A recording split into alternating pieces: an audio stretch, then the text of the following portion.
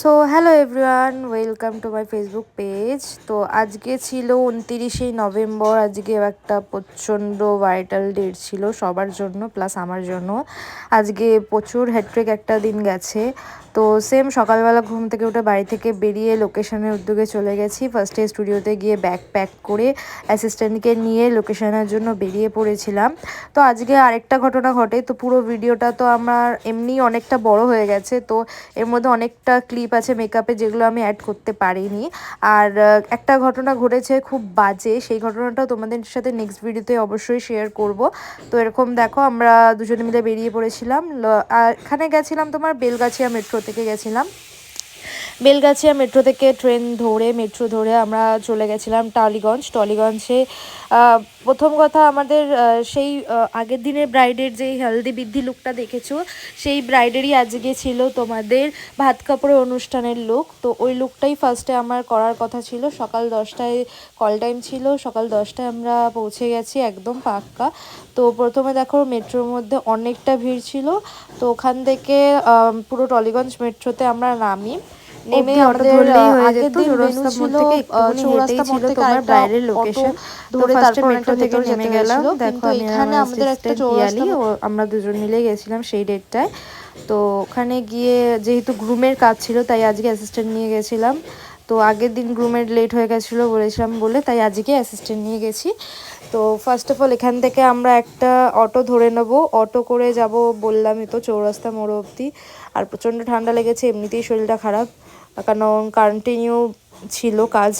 এবার তো অটোওয়ালাকে জিজ্ঞেস করতে করতে যাচ্ছি অটোকে, যে কোন দিকে যাব। কাকু বললো যে ওই দিকে যাও, ওইদিকে পেয়ে যাবে। তো অটো পেয়ে অটোতে উঠে পড়লাম। দেখো সামনেই একটা খুব সুন্দর মন্দির তোমরা দেখতে পারবে। এত সুন্দর, আমি দেখে সত্যি কথা সকাল সকাল খুব মনটা ভালো হয়ে গেল। তো আমরা একটা লোকেশানে নেমেছিলাম, সেই লোকেশান থেকে আমাদের একটু হেঁটে হেঁটে ভেতরের দিকে যেতে হতো। তো ওখান থেকে আমরা একটু হেঁটে নিলাম, হেঁটে হেঁটে যাচ্ছি। তো যেতেই কিছুটা দূরে গিয়ে প্রচণ্ড গরম লেগে গেছিলো। তো আমি আমার অ্যাসিস্ট্যান্টকে বললাম যে আমি একটু সোয়েটারটা খুলে নিয়েছি, তুমি একটু ধরো ক্যামেরাটা। দেন তারপরেই দেখলাম কত পাখি, কি সুন্দর সুন্দর পাখি সকাল সকাল দেখলাম, এত ভালো লাগছিলো। পাখিগুলো কালারফুল ছিল বেশ।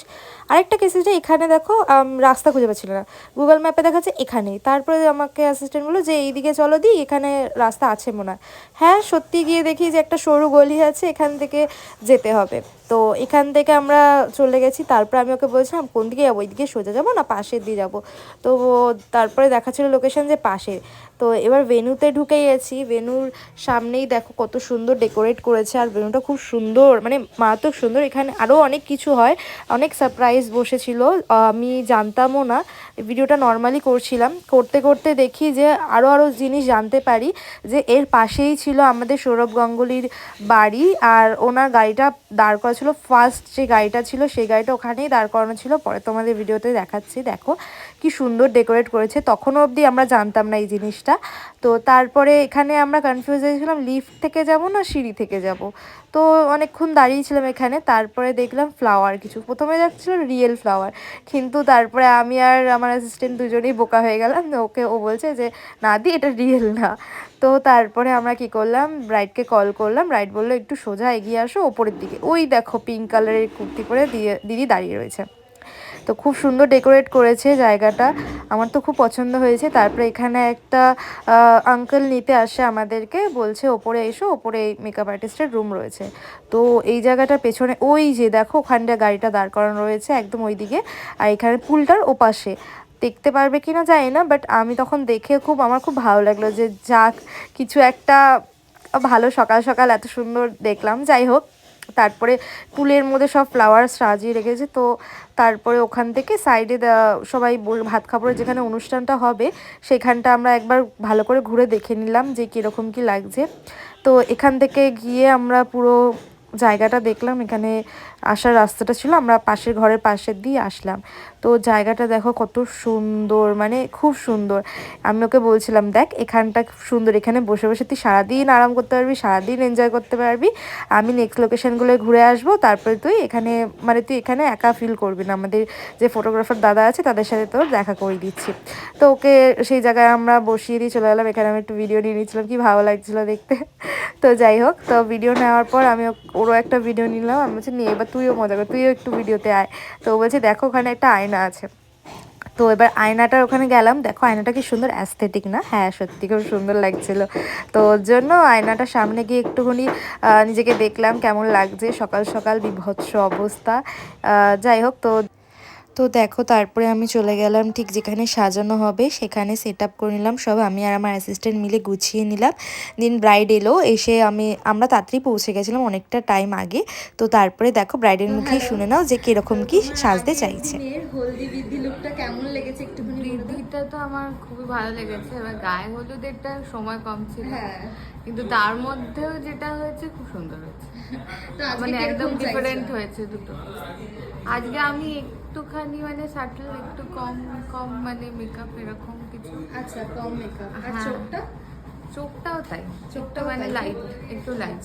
আর শাড়িটা তো তোমার আজকে খুব সুন্দর লাগছে, মারাত্মক সুন্দর লাগছে, মেকআপ ছাড়াই একদম গ্লো করছো। তো চলো আজকে দেখি কেমন লাগে। তো শুনে নিলে ব্রাইডের কীরকম কী লুক চাই, তো ওরকমই করে দিতে দিতে কিছুক্ষণ পরেই আসে ব্রাইডের বাবা আর ভাই। তো ওনাদের সাথে কথা বলতে বলতে আমিও একটু তাড়াতাড়ি করে কাজ করে নিচ্ছিলাম, কারণ ফটোগ্রাফার দাদাদের আসার সময় হয়ে গেছিলো। গ্রুমকেও রেডি করে দিয়েছিলাম একেবারে, তো গ্রুমের টাচ আপের জন্যই আমি অ্যাসিস্ট্যান্ট নিয়ে গেছিলাম। তো দেখো কীরকম কী লাগছে গ্রুমকে অবশ্যই জানিও। তো গ্রুমের রিভিউ দিয়ে দিয়েছে, এবার ব্রাইডের রিভিউয়ের পালা। এবার দেখো তোমার ব্রাইড কী বলে। একদম বরঞ্চ আরো ভালো হয়েছে। আর শাড়ি ড্রিপিংটা আরো সুন্দর, আমার খুব ভালো লেগেছে। আচ্ছা, হেয়ার সবকিছু ঠিকঠাক। আচ্ছা, ঠিক। আইসটা একটু ডাউন করো, দেখিয়ে দিই। হ্যাঁ, একদম নিউড করা হয়েছে, যেরকম আর কি ভাত কাপড় অনুষ্ঠানে করা হয় সেম করেছি। আর দিদিরও খুব ভালো লেগেছে। তো চলো আমার অন্য কোনো দিন অন্য কোনো। তো যেরকম বললাম ফটোগ্রাফার দাদারা সবাই চলে এসে, এবার দেখো দাদার সাথে একটুখানি কথা বলে নিচ্ছিলাম। তো এটা ছিল আমার টিমের দাদারা। তারপরে ভাত কাপড়ের অনুষ্ঠান শুরু হয়ে যায়, সবাই দেখো একদম হামড়ে পড়েছে ফটো তোলার জন্য। সব ভাতের মাছের মাথা সবার ফটো তোলা হয়ে গেছে দাদাদের। তারপরে আরও তোলা হচ্ছিলো, এদিকে ব্রাইডের ফটোশ্যুট চলছিল, ওইদিকে গ্রুমের ফটোশ্যুট করছিল দাদা অর্ণবদা। কত সুন্দর দেখো, তখন গ্রুম পোজ দিয়েছে কি সুন্দর সারা বিয়েতে, রিসেপশানে। এই রিসেপশানে কিছুক্ষণ আগে মানে যখনই ব্রাইড গিয়েছে বিয়ে করে বাড়িতে, তারপর থেকে দাদার পোজ দেওয়া শুরু হয়েছে। তো যাই হোক, খুব ভালো লাগছিলো দাদাকে দেখে, আমরা দুজন এখানে খুব এনজয় করছিলাম। নেক্সট লোকেশনের টাইমিং ছিল, দুটোরই টাইমিং ছিল একটু লেটে, তো তার জন্য আমরা এখানে বসে বসে দেখে নিচ্ছিলাম যে কী কী রিচুয়ালস হচ্ছে। তো রিচুয়ালসগুলো দেখো, এখানে আন্টি হাতে একটা আংটি গিফট করেছে, সেটার ফটো ভিডিও উঠছে। এখানে ব্রাইড প্রচণ্ড হ্যাপি, এখানে গ্রুমও পোজ দিচ্ছে কত সুন্দর সুন্দর, সবাই মিলে খুব মজা করছিলাম। আর ফটোগ্রাফারের তো লাইন লেগে গেছে, আমাকে ব্রাইড বলছে সবাইকে যে আমি কোন দিকে তাকাবো।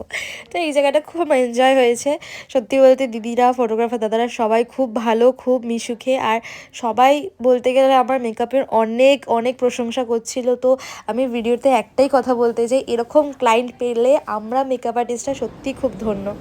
আর কিছু বলার নেই, তোমরা দেখতে থাকো আর এই ভয়েসটা শোনো।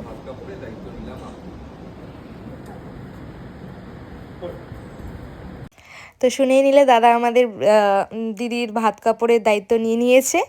তো তারপরে এই অনুষ্ঠানটা কমপ্লিট হতে হতে ফটোগ্রাফার দাদারা আরও ভালো ভালো করে মানে সুন্দর সুন্দর পোজ দিয়ে ফটো তুলে নিচ্ছিল। তো তারপরে বললো চলো ঘরে, যেখানে মেকআপ হচ্ছিলো সেই ঘরে গিয়ে খেয়ে নিলাম। এবার নেক্সট লোকেশনের জন্য বেরোতে হবে। তো তাড়াতাড়ি করে নেক্সট লোকেশনে যখন বেরোচ্ছি তখন লোকেশনটা আমি নিজেও জানতাম না কতটা দূরে। তো এই বিষয়টা নিয়ে আমি পরের ব্লগে বলবো। তোমাদের ভিডিওটা কেমন লেগেছে অবশ্যই কিন্তু কমেন্টে জানিও। খেতে খেতে ব্লগটা এন্ড করছি। এই যে আইসক্রিম লোক দিও না কেউ।